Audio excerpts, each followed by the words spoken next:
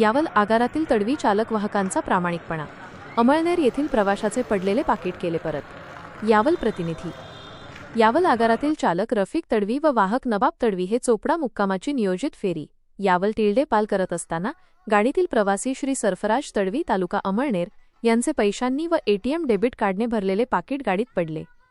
ते पाकीट वाहक श्री नवाब तडवी यांच्या निदर्शनास आले. त्यांनी पाकीट तपासले असता त्यात रोख रक्कम आणि एटीएम कार्ड मिळून आले.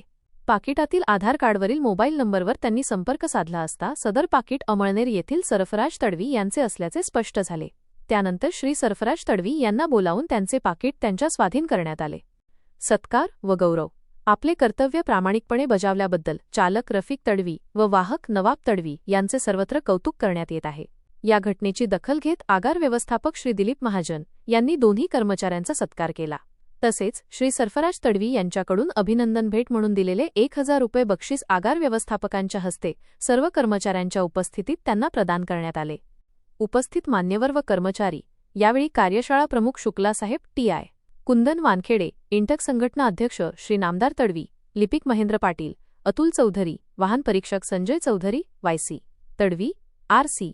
Sonawane, D M. Bhoi, Hemant Patil, S R. Tadvi, Raju Bari, K V. Salunkhe व इतर रापम कर्मचारी उपस्थित होते. या प्रामाणिक कार्याबद्दल प्रवासी वर्गाकडून यावल आगाराचे मोठे कौतुक होत आहे.